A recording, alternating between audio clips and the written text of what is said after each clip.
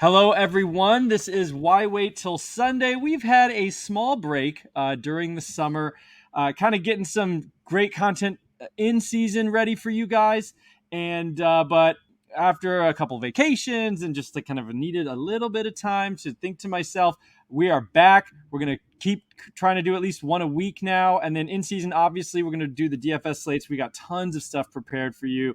That's going to be very good. But tonight, I've got a good Twitter buddy of mine, TylerO, on the show. He's at FF So if you're not following him, go check it out. He does redraft content on a podcast called Fantasy Hot Read. And then he is doing DFS this year with Dynasty Warzone, a well-known Dynasty site, but they're getting into the DFS game. And we are excited. I am excited to talk to Tyler about his first experience in a devy league. So we are trying to get people into these deeper formats. But first, the intro. Hello, and welcome to Why Wait Till Sunday. I'm your host, Alfred, and I am here with a very special guest tonight. This guy's got it all, everything you could ask for. Longhorn fans are excited about Bijan Robinson, number 5. This is a guy that comes in as the number 1 running back recruit in the country. Elite.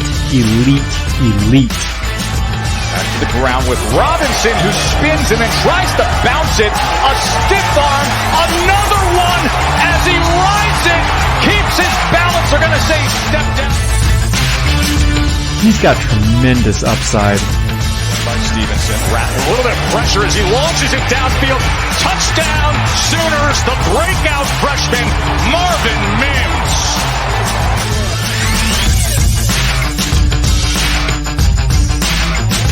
This is so confused on defense. Lane Kiffin was trying to get a timeout. Instead, it's a first down, and it's a touchdown for defense.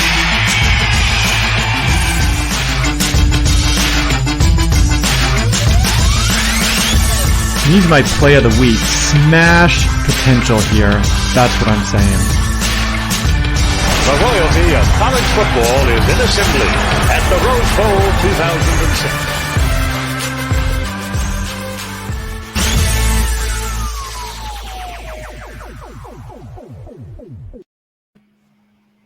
Tyler, how are you, buddy? How's it going over there in Michigan?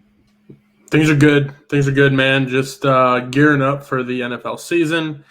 You know, I feel like in the off season, I feel so far away, and then I blink, and then here we are sitting in August, gearing up for preseason DFS, Dynasty rookie drafts are in the books, Dynasty startups in the books, and I'm just turning out redraft content. So excited that football is right around the corner, my man.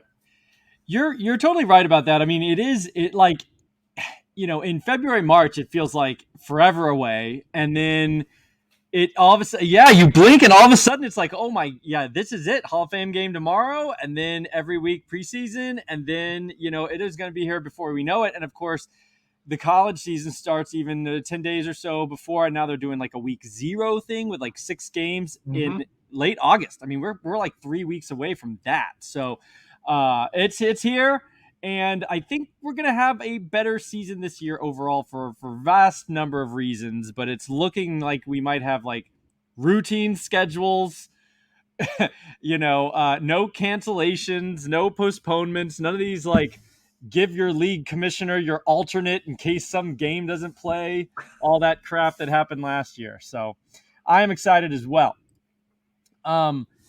So I wanted to have you on tonight because you joined a devy league that I commission, and I try to get people who are good fantasy players but maybe have never done devy before. And so you were one of those guys. We had a player last year just opt out. He kind of just got burned out a little bit, I guess, and this league was on the chopping block. But you took over a team.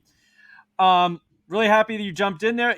I asked you to do it, and you really didn't hesitate. So why did you want to jump into a devy league? I think this is your first and only one right now. Correct.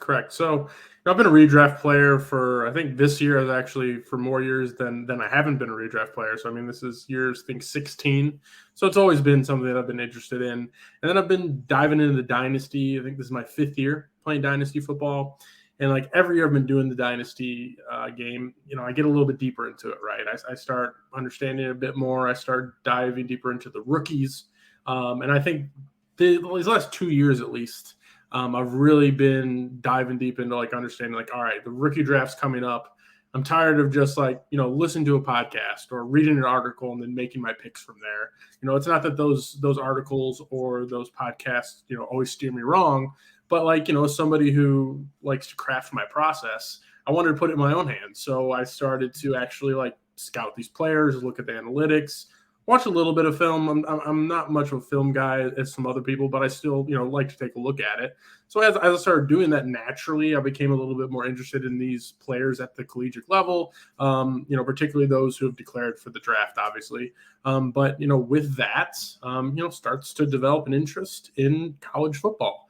And then as I start playing Dynasty, I'm looking maybe not 1 year, but 2 to 3 years ahead. And when I'm doing that, naturally, I'm looking at guys who are, freshmen, sophomores, juniors. And, when you came into the DMs and asked me, like, I might have been hesitant with somebody else, but we've been connected on Twitter for a bit. I know you're a big devy guy, and I was like, this is the right opportunity. This is the right time for me to take the jump in. I feel like I've got enough information under my belt to start making some decisions, and you're not going to get good at something unless you try. You're not going to get better at something unless you start doing it. So decided like, hey, let's do it. I know the league's going to at least be semi legit. We got Alfred at the helm, so let's dip my toes in the devy waters. Yeah, well, I love to hear that, and actually, that is pretty much my exact path that I took as well.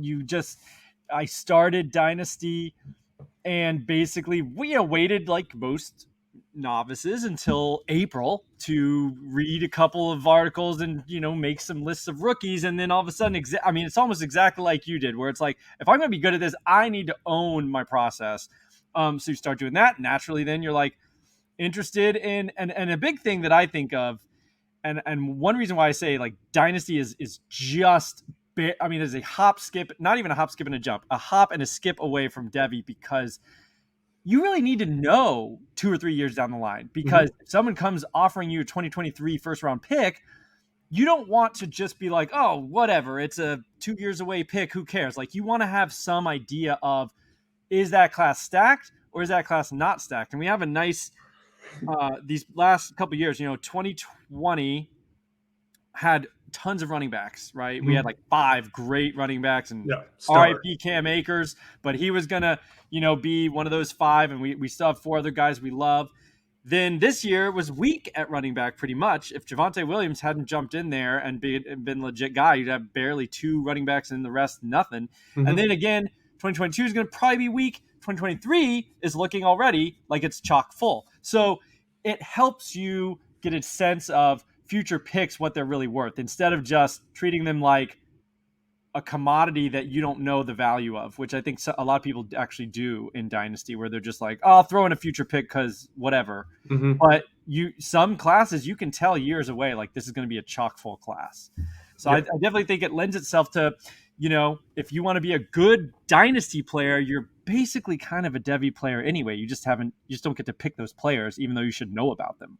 Correct. Yeah, that's exactly how I feel. I think that you mentioned, you brought up a good point there. That's another thing that I started taking into account. I think only 2 years ago is like, 2023 first or 2022 first. Like, let's like it. Like, I know it's tough to really project what that's going to look like, but at the same time, like, let's at least like put a list together and say like, who could be in this class? Who's most likely going to be there? Who do I think has the potential to be in the top 3? And then kind of make that decision from there. Again, it's just owning the process instead of just, chalking it up to straight luck. Yeah, absolutely, and it's you can't always know exactly all the choices that are going to happen and all the or people are going to declare early, but you can get a sense, and there is things that you can look at. There are kind of metrics, for lack of a better word, that kind of say this is the type of player that usually declares early. This is the type of player that usually gets first round draft capital. If you break out as a true freshman, I just recently did this. Mm-hmm. For an article, but if you break out over 30% market share as a true freshman in a Power 5 conference as a wide receiver, now it's a limited number of people that do that. It's a very high bar. If you do that, though, like 95% of those guys are drafted in the first 3 rounds of the NFL draft. That's good. So that means, yeah, that's very good, right? And you can tell that 3 or 4 years away. So if a guy does that as a freshman, you can already check him off. He's going to be a high draft pick at worst in the top 3 rounds, likely first rounder And you can just already kind of know that's very likely. Of course, you can be wrong, but it helps. And there's things you can look at that say this is the type of player you want to look at down the line. So, well, I'm glad to have you in the devy space. You're officially a devy player because you're in this league, which will always be the Quarantine and Invitational, but hopefully that name is going to be a relic of Let's hope. of a terrible time in our history. But yeah, the Quarantine Invitational, and we've got 12 teams. We've got 6 guys who are analysts on Twitter for websites or whatever, and then 6 friends of mine that are very good, sharp players, but not necessarily content creators. So we've got the touts and the doubts, and the tout and the doubt. I think I set it up so there's separate playoff brackets, and then they meet in the finals. So it's kind of a fun setup. So the team you took over was a former tout team. So, of course, I had to get a tout to replace them. And it's a pretty good team, actually. I mean, you didn't take over a classic disaster. That played a role. That played a role in me taking the team and taking over as well, I knew it wouldn't be too hard of a sell because it's a super flex. Kind of got a lot of bells and whistles in the scoring. So just for anyone listening, super flex, PPR, tight end premium. There is some bonuses for like big plays, I believe. I just got kind of crazy with it, and I just kind of made it a very fun. There's like first down, like 0.1 points per first down. There's like tiny little bonuses for first downs and things like that. So kind of creative scoring system, and you've got Josh Allen and Trevor Lawrence already on the team. So you've got 2 basically dynasty top 10 quarterbacks. Yep. Darren Waller. Allen Robinson's your number 1 receiver. You have Michael Thomas, which womp womp womp. I mean, that's actually a good question. Like, what do you think of Michael Thomas as a dynasty asset? I mean, this is just an interesting point because he's on your team now. Yeah, I mean, I thought before the injury, or I guess before the surgery, I should say, not the injury. I was a guy I was targeting in like the 5th rounds. I felt like people in dynasty were, for the most part, giving him a fade. I don't know if his injury concerns. Like, I think, for me personally, there's been a couple like behavioral red flags. Like, I think he's starting to lose it just a little bit. Not like totally AB lose it, but like, still like some things that concern maybe me. Tracking on that. Tracking on that. But like the still, end of the day, like him and Kamara are the only games in town. Regardless who's throwing the ball, I think that was the thing that got me excited about him was like looking at his stats with non-Drew Brees quarterbacks are still good. The target share is still there. He's never going to be this like deep ball threat, but like the volume is king, and he's always going to get that volume. And I think he's always going to have a shot at being a top 12 wide receiver when he's healthy and playing. And it's not the case anymore. Obviously, the injury. Like the reports will say that he may have not made some good decisions in terms of rehab and when he was supposed to get that surgery and whatnot. But at this point in time, I'm expecting him to be out at least half the season. Like I would be shocked if he came back as early as like week 6. I think I'm personally expecting something like week 8. So like, I mean, if you have him in dynasty, like you can't sell him. Yeah, you just got to deal with it. You just got to deal with it. So, unfortunate for the team. I think the wide receivers, like it's anchored by Allen Robinson and Michael Thomas. After that, it's like Devontae Parker, like John Brown. Get thin. Yeah, it gets a little thin. So that one really hurt me. I think like I had a shot at making a run with the team that I had between like, just to reiterate, Josh Allen, Trevor Lawrence, Darren Waller, running back, it's Clyde Edwards-Helaire, Miles Sanders. I got Mostert in the RB3 slot, which is, for me, a good flex personally. And then, rolling out, was going to roll out Michael Thomas, Allen Robinson, and Devontae Parker. So for me, I was like, with this starting lineup, like, I got a shot at it. I'm in the spot, to be honest with you, where I'm like, is it time to think about rebuilding? I was close, like, it's a thought that I had. But I think I'm going to just roll into the season, kind of see what happens and kind of take off from there. I'm not like a fan of selling players, in this mid-season as much. Like I'm more of the kind of guy that's going to look to like move players around the NFL draft or move players for picks around the season, just because I think their value goes up when they're actually on the field scoring points a bit. So yeah, I'm going to be sitting here, I think, just like, hoping that things start going in the right direction. But there's some pretty solid teams in the league, so a little bit concerned. But at this point in time, Michael Thomas I'm holding and feel pretty good about the team, but we'll have to see where it takes me. Yeah, I think that's a good assessment. You have some interesting guys here on the bench. I think that could be something. I mean, at this point, Xavier Jones in LA seems to be, he will have a role, and then if Henderson gets hurt, that could be a guy you could plug in as a nice flex. Mm-hmm. Um, It's tough after uh, that. what? I said it's tough after that, man. It's tough. Yeah, it is. But you The got depth Jalen isn't there. Guyton for the Chargers. I You like really, yeah, that's Njoku. not. I like holding Njoku for the future, man. I still think he's a Yeah, talented yeah, and tight tight end. end premium, Akins and tight end premium. I mean, if one of those guys pops for any reason, you could play them in flex for a tight end premium, and then Albert Wilson's showing out in camp, but I don't know what that means. So yeah, it's a little risky or iffy. Yeah, the Michael Thomas blow does hurt a Yeah, lot. that was big. That was big. It does. So let's see if you kind of answered what you think of your team. What would you say if you could change something? Who would you be looking to move, upgrade, whatever at this point? I mean, I know it's Yeah, preseason right now, so it's not the. I agree, it's not really the ideal time to be shopping anybody. yeah. I think probably two pieces that I would be looking to do is love Josh Allen, but I think his value is sky high. I think he's being valued at the ceiling right now, and I think an opportunity to move Josh Allen plus like for like a like I know the reports on Burrow bad, but like a Burrow plus, even like a Tannehill plus to try to augment something a wide receiver. I've personally been looking to sell Josh Allen. I've done it a couple times successfully.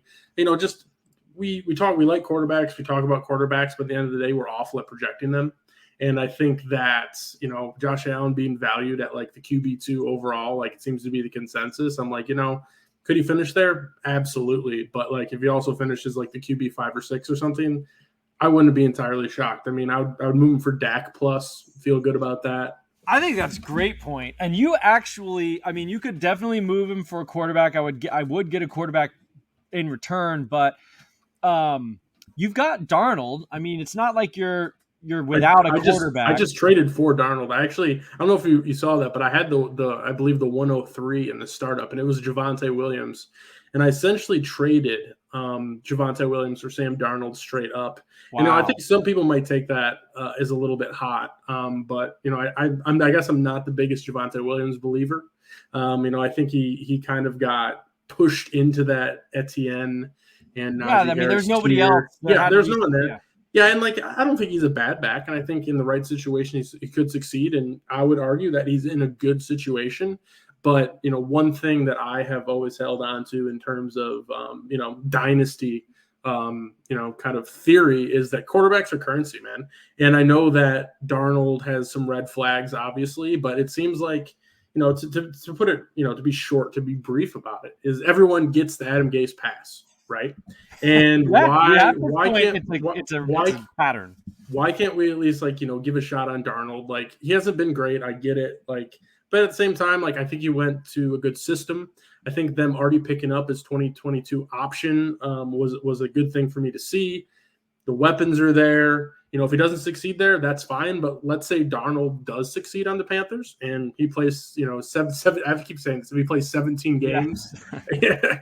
And doesn't get mono. If Darnold, it doesn't see ghosts. If Darnold plays 17 games on the Panthers, we could be talking about him as like a top 18 to top 15 asset next year. And I just wanted to roll the dice on him, looking at, having a core of Clyde Edwards-Helaire and Miles Sanders, who I'm not out on. I felt comfortable foregoing, that shot at a nice run running back and grabbing a quarterback piece that I could either, start down the line or possibly, move for something in the future. Well, that's another good point. Maybe, you could flip Allen at sky high, value, but if Darnold comes out and looks okay for 3 games, by the end of September, you could flip him for a lot because that's the thing in Superflex. You're right. Quarterbacks are just so valuable. And, I learned the hard way when I started in a Superflex dynasty. It was very deep and did not really draft a quarterback. It didn't prioritize QBs. The first one that I did, I didn't prioritize QB at all. And I ended up just 2 years in, I was like, F it. I got to pay whatever it takes. And I wound up doing a huge blockbuster to get Kyler, which looks great now, and some other stuff to get a QB because it is. I've accepted it. It's a completely different ball game than single QB, like redraft or whatever your standard home. Like the whole late round QB works for those formats, but it does not work for Superflex. It does not work even in some single QB super deep dynasties where there is no waiver wire. I mean, that's what it is. It's if there's no waiver wire, you have to get quarterbacks because you can't play that stream game. So anyway, yeah, I think that was a great move, actually. I mean, Javonte Williams may be decent. That's fine. I mean, I kind of like him. He seems to be fun to watch, but I think, I think his max shelf life is like 3 years. Yeah, and Sam Darnold, if he turns it around on the Panthers, a decade. Yeah, you got a decade of like, at worst like QB2 play if things turn the right way. So those roll the dice, and it was. I think that was a good move. I think it was a real nice move. Yeah, thanks, man. Thanks, man. And now you have. Go ahead. Sorry, and I was just wanted to hammer home your point. Like, if I'm like hurting for QBs in this league, top of the list: Blake Bortles, Joe Flacco, Nick Mullins, Kyle Allen, Jacoby Brissett. Like that, there's zero. That's 0 points. That's 0 I mean, points. you have to hope for an injury. I mean, it's just that's the way of the lay of the land in these leagues. So I think that was a sharp move. I didn't realize you just traded for him, but that was good. And I think shuffling QB potentially. Say you win a couple games, maybe you get lucky, but you're sitting at 3-1, and you're like, I need to bolster the rest of my roster. I think you've got some stuff to do that. So it'll be an interesting year. I definitely agree with you. I would let a couple weeks play out. You never know what's going to happen. I mean, what if Henderson gets hurt in week 1 and Xavier Jones is what everyone on Twitter, his little hive, wants him to be, which I never really got because he's like a 6th-year senior. But whatever. I mean, anybody could do it for a year. I mean, you're right. Anderson, it doesn't really matter. So anyone can do it for a year, especially when you're a couple years older than everyone you're playing. Right. I like this setup, and I definitely think it's not bad enough to where you need to say, oh, I'm desperate. You can see how the year plays out a little bit. So, all right. So now I want to put on kind of the devy hat because the devy league kind of does have that whole dynasty component. You're thinking of your NFL roster really in very much in terms of the dynasty idea, but then we have the devy component, which is a separate roster. And this league is not the deepest, but I tried to make it a little deeper with 7-man, devy list. So 7 guys times 12 teams is 94 college players are accounted for and rostered. So that's kind of deep. I mean, we have almost the top 100 college who are on a roster. What did you do? So you jumped in. You took over the dynasty part of the team. I think you had 2 devy players left over. And so you were basically going into a devy draft for unrostered college players with like 4 or 5 slots. 5 slots. Yep. Correct. Kind of what was your approach? How did you do it? Whatever worked for you, whatever you did. If you read articles, if you did your own thing, like what did you do? Yeah. So, it's pretty simple, what I did. Well, I guess I'll start off. I started kind of like on my own just to see what would happen. Like, like trying to dive deep into some analysis, like, where do successful, devy players go to college? Is there a correlation to, their rivals or 287 like stars that they're given out of high school? Is there a certain size, out of high school that matters? Because, it's like as a dynasty player, I usually don't worry about, high school players. It's more of like, this guy is doing well as a freshman. He should be on my radar. But that is about it. So I had to dive a little deeper into understanding like what it looks like for, a successful NFL player and like what do they look like, in high school. And I didn't have a ton of success with it, trying to do it on my own. But, I think the biggest thing I did, which I would encourage anyone to do if they have a question, is just rely on your network and your community of people. I think to be candid with you, Alfred, I would have probably reached out to you if you had not been in the league, but I wanted to keep that one neutral just because we would be playing together. Fair enough. Through just being on Twitter and interacting with people, there was 3 individuals that I was leaning on, asking questions, talking about, what do their processes look like? What do they like to do? What do those look out for? So I think those 3 people would be one, Aaron Wilcox. He does the work at Monocle. Levi Valentine. Can't remember exactly where he's at, but he was helping me a lot. And then Katie Flower, I think she calls herself the Devi Diva. Something like that, yeah. Yeah. All of which, I've been chatting with for a bit. We're in like some DM group chats together. So we've been chatting for a bit, like just about football and stuff. But then the Devi thing came around and I was like, I know these people. Like, these are great resources for me to try to learn from. These are like people that have been playing Devy for a while. I know, at least in Katie's case, like she's been doing this for a long time. So, it was just like picking their brain and trying to understand like the process and what works well for them. And then from there, like creating my own ranks and, being like, hey, like, what do you think of this? And like asking them like, hey, like, what do your ranks look like? And just asking them questions and like why certain people are ranked certain places, and just trying to get my feet wet in the Devy world. So the big thing for me was trying to do it myself and realizing like I wasn't that successful off the bat, but just knowing when to ask for help from people that I knew that are experienced in Devy, and relying on them for some information and some learning opportunities.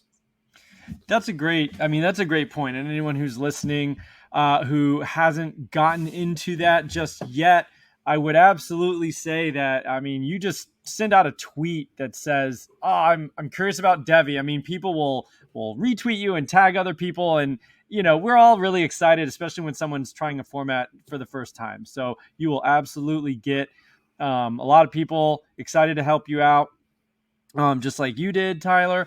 And then jumping into the draft, so you went and looked, and I think this is a really important point when you're adjusting from this idea of the rookies, where they've pretty much already gone through the collegiate filter in the sense of you already know who's like pretty good in college. Yep. And then you get these formal measurements and testing at the combine and all this stuff. But you're right.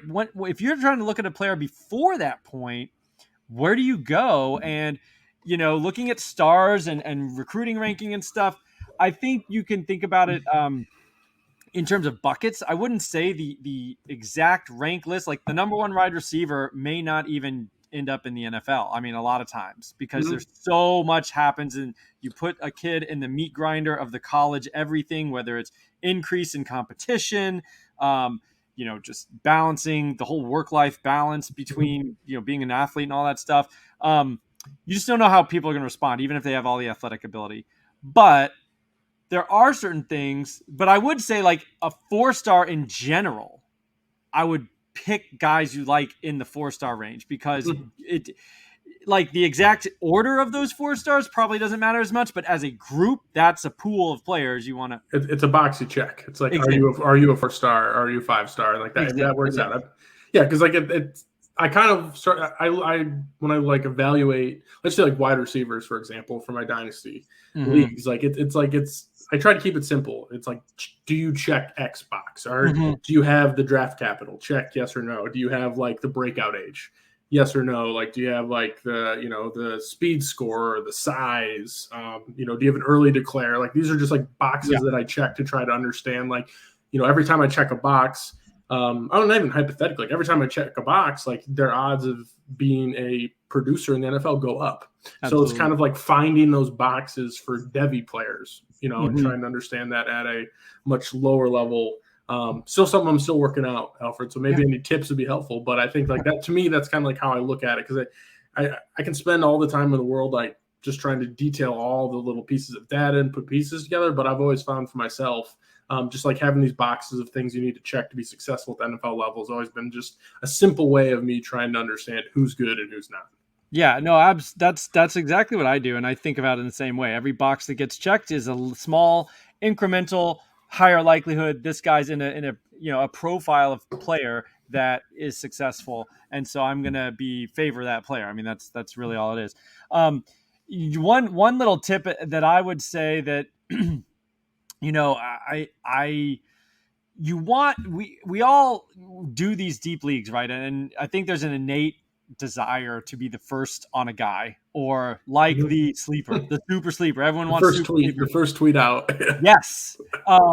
And so I do think you need to watch it a little bit, falling in love with like a group of 5 player, because and that's like anyone not in a Power 5 conference in college. And it's basically because the draft capital is rarely there, and then that bucket of players just does not. I don't care how good he is, how much you like the tape.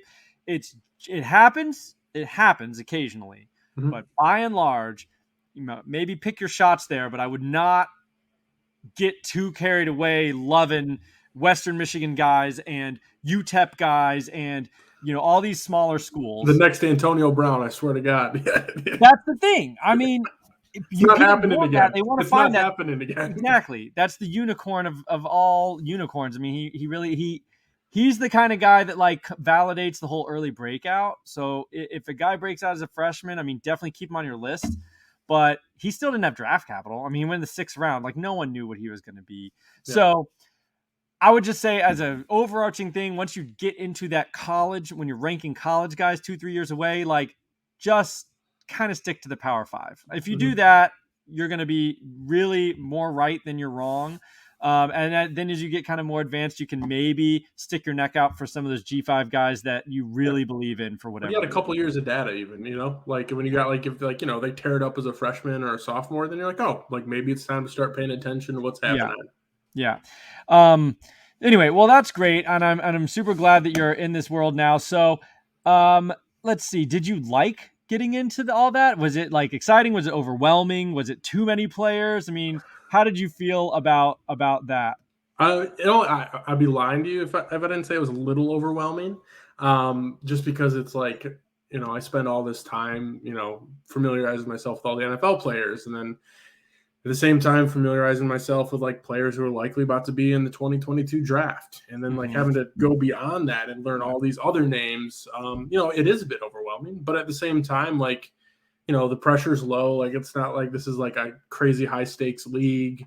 But I think it comes down to what I said initially is like, if I want to get better at this, if I want to continue to, make my improve my craft, create my process, and become a better dynasty player, in part becoming a better fantasy football player, it's like you got to do things that make you uncomfortable. You got to put yourself out there. You got to be willing to learn things, and you're not going to get better at anything, let alone fantasy football, if you're just sitting in your comfort zone trying to, win by doing only what you know. So I think it was for me just being like, all right, like, let's take on a new challenge. Let's start learning some new things. And, it's very clear to me how that will make me a better dynasty player. So I think there was the motivation there as well.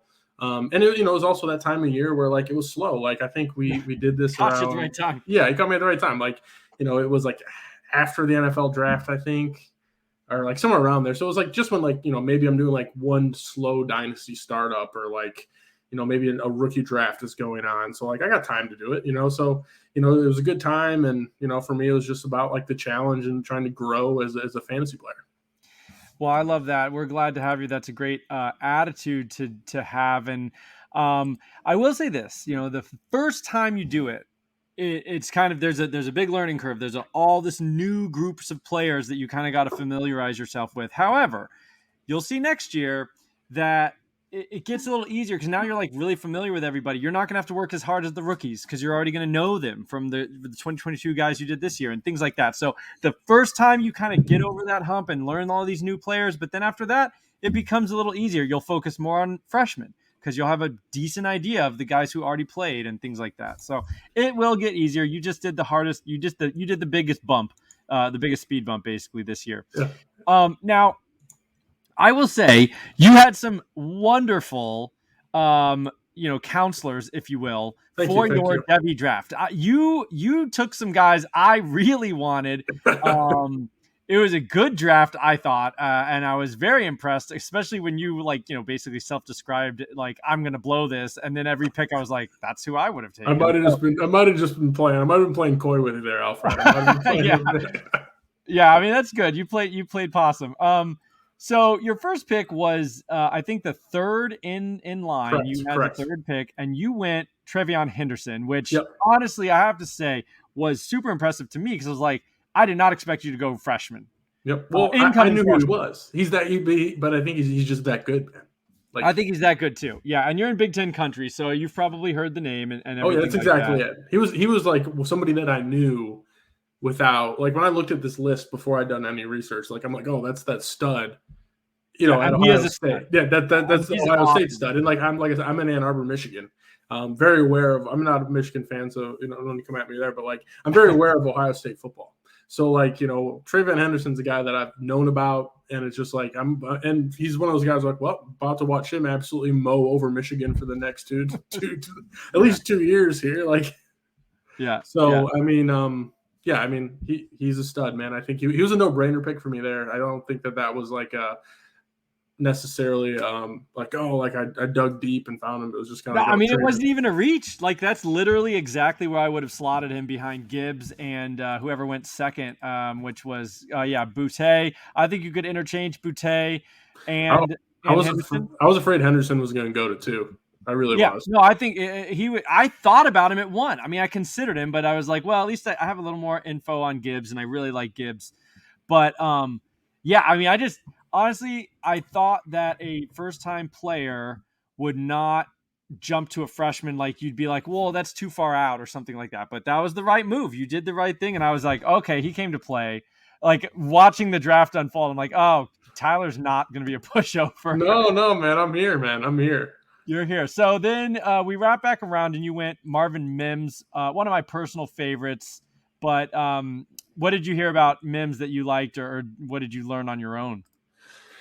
I think there's just like I think there's a couple things. Like, one, there's like decent amount of hype around him. I think that's generally something that I was like kind of looking for, like in my just basic things. Like, like who are people talking about? And he seemed to always come up. I think he's like a bit undersized right now. Like, not to say he can't put on the weight. Yeah. But like there's definitely like that kind of red flag there for me. But I got him like in the second round. Like the fact that he's an Oklahoma Sooner, like another thing, like He's just gonna kind of smash stats wise. yeah, exactly. So like that was a huge piece for me. And I mean, that was honestly really it. Like, I just kind of like made these ranks and trying to think like a couple guys that might have been ahead of him that went earlier that I was a little salty about. I think like I had like Mechie right there. Like, I guess I had a pipe dream about like Kyron Williams. Like maybe falling. Yeah, those but, were early first or mid. Yeah. So I mean, like these guys that went ahead of him, in my like crude rankings, like Caleb Williams, Raheem Jarrett, Drake London, those guys are all behind Marvin Mims in my crude devy rankings. So no, I mean, that's the same with me. That's what I would do. I love Mims. I think so he was there. It was just he was there, and it was just kind of like, oh, like this was a guy that like I think like it was tough because like I had to do my devy ranks, but then since it was already an established devy league, you had to like pretty much like erase the players that were taken. Mm-hmm. So it kind of like created a little bit of a difficulty. So when I talk about like, oh, I got this guy at this pick, like it doesn't really resonate like it would for like a rookie draft in Dynasty. But the way that we had it set up and the way that I had my rank set up, Marvin Mims was like a late first. Mm-hmm. In just the way who was left on the board. So sitting there at the 203 was a pretty easy smash. Yeah, and here's another guy. Yeah, at 201, I was honestly between the guy I took Jarrett, Raheem Jarrett from Maryland, and Mims. I was between those two guys. So, I mean, I love the pick, obviously. And if you're listening to this, yes, I did have the first pick. Yes, I finished last in year 1. Whatever. It happens, okay? Yeah, I mean, rebuild from day 1. That's what you like to see. So, yeah, dude. I mean, I loved those players, and then you went Michael Mayer, tight end from Notre Dame, just came off his freshman year, and he was looking real nice. In fact, with all the Eric Gilbert drama, and actually now he's listed as a wide receiver at Georgia. Meyer's now the number 1 tight end, I would say, in most devy lists. So that was a nice pick. And then you went 2 more freshmen running back, Shipley and LJ Johnson. Mm-hmm. Which I like that. And I think the interesting thing with devy is when you're thinking about guys you want on your devy roster, you really want to shoot for the moon. You don't want to stash guys on your devy roster who are like fringy 3rd round picks, 4th round picks. You want to if you're going to hold this roster spot for 3 years, mm-hmm.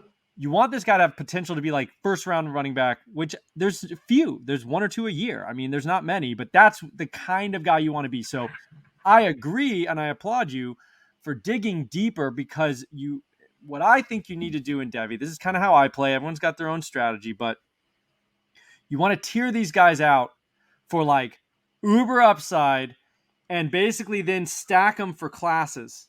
Mhm. And then when uber upside guys are gone, go to the next class. Don't get the middle guys just because they're closer to the NFL.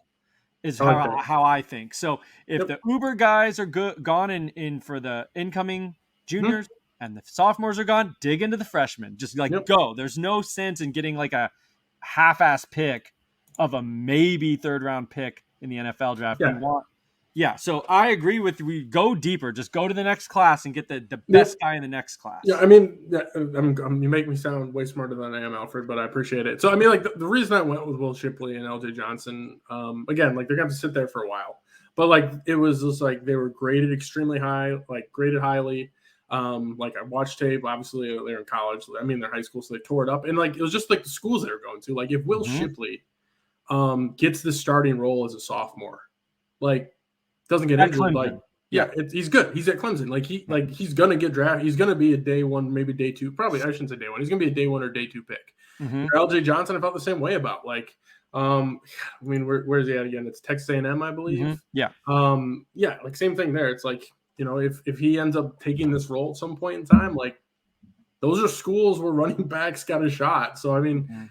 I mean, to me, it was also the position. I don't know if that really carries any weight, but I was just like, I'd rather take young running backs that are going to sit there because it's much more clear position is like, are they going to start or not? There's no they're not competing with anybody once they get that starter role. So for me, it was just like, if Will Shipley and LJ Johnson are riding the bench as juniors, then I just drop them. Exactly. And we do have a drop period where you can do that and then just reload with the next freshman class. Exactly. And that's what you got to do, I think. Once it looks like a guy's not tracking, on an NFL path, just get rid of them and dig into the next class. That's how I play. Some people, I mean, I'm not going to name any names, but like we got some folks hanging on to like Keontae Ingram. I mean, at this point, Keontae Ingram, fringy day two, maybe, I think. Running back. Zach Charbonnet was a surprise of mine to see that. Yeah, Zach Charbonnet should have been cut, in my opinion. But I mean, I play differently than other people. But to me, at this point, he's a guy that if he pops in year 3 and goes to the NFL, great. I'll get him in my rookie portion of the devy draft. I'm not going to stack him on I want the high upside guys on my devy list. So, and I think, without being too reductive, because there is a lot going on here, and the more you refine your craft, you'll get some more tweaks to refine it. But, I mean, honestly, between you and me and the listeners, just us. You can bucket these guys. Honestly, it can be that simple. Where if you just said, "I'm going Power 5, I'm going top 10 teams," especially for running backs, because when you look at running backs, they do come from the blue chip programs most of the time. Yeah. It's safe. It's just like those are the areas that I want to push my chips into. Yeah, and the NFL teams think the same way. They want guys from Alabama. They want guys from Texas A&M. Georgia. I think they feel safe to NFL decision makers as well.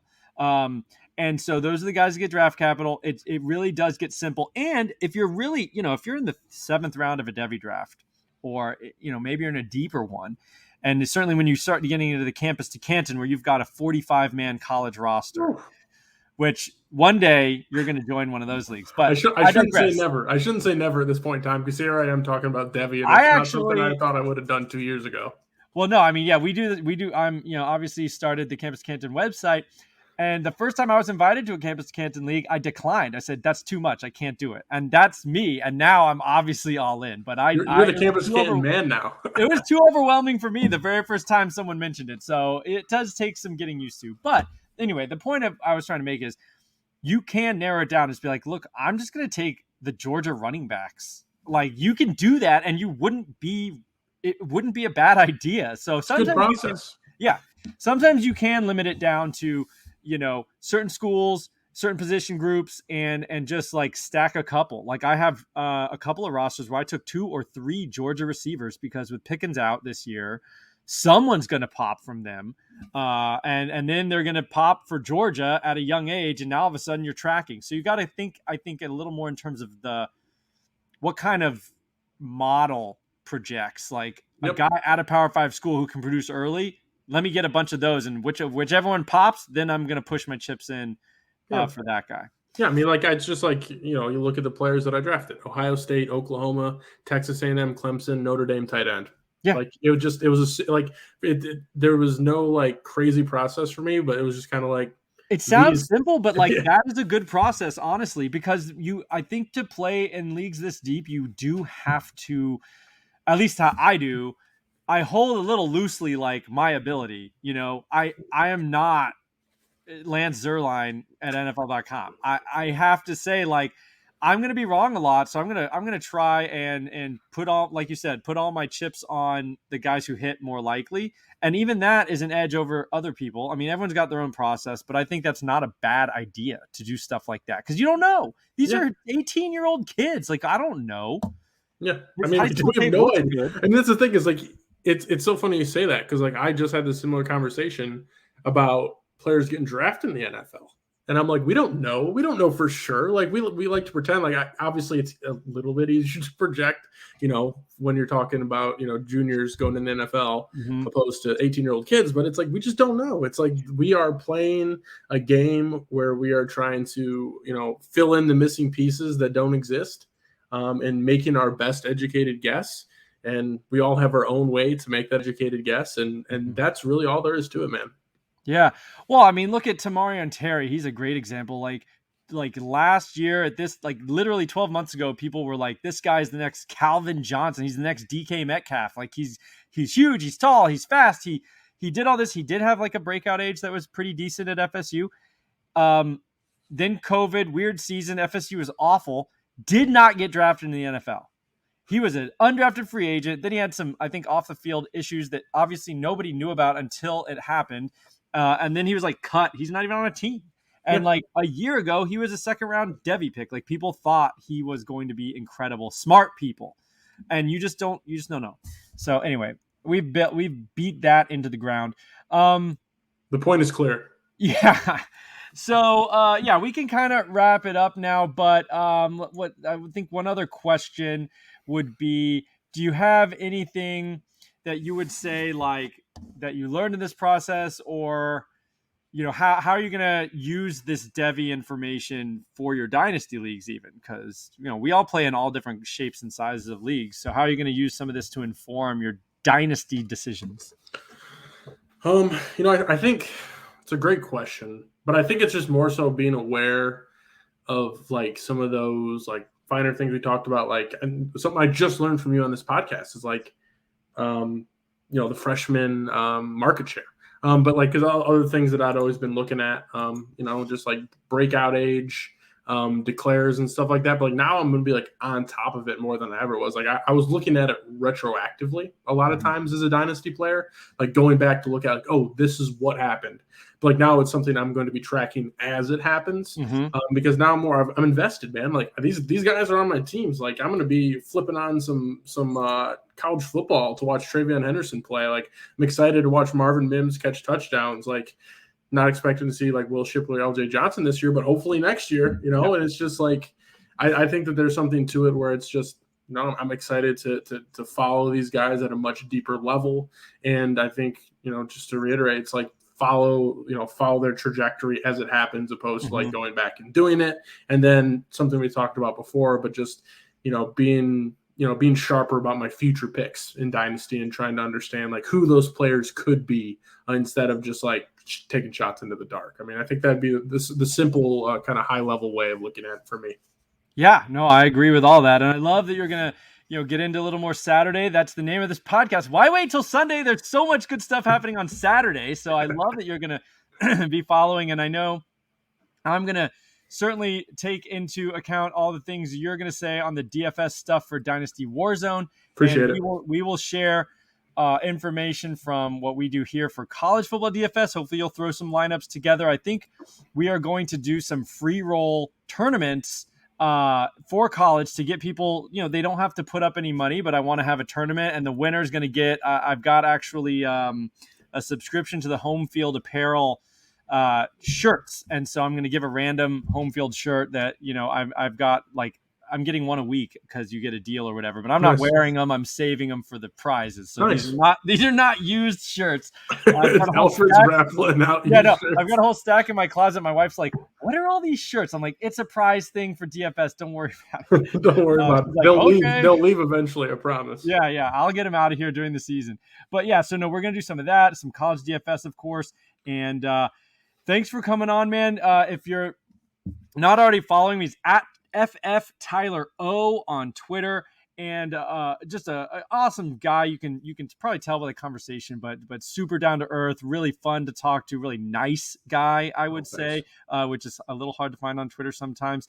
And Fantasy Hot Read is his podcast, and then Dynasty Warzone, check out. He's going to be doing some DFS stuff. So anything else you want to plug, feel free. But thanks for coming on. Yeah, I mean that's basically sums it up. We'll be doing preseason DFS. We're not doing the Hall of Fame game, but we'll have some preseason DFS rolling out as early as I believe Friday of next week. Yeah. So things are going to be rolling quick. So keep an eye out for that. And otherwise, Alfred, thanks for having me. It's always great to be able to chat with you, on these podcasts and on Twitter. And I look forward to talking in the future, man. All right, that sounds good, everybody. We'll see you next time.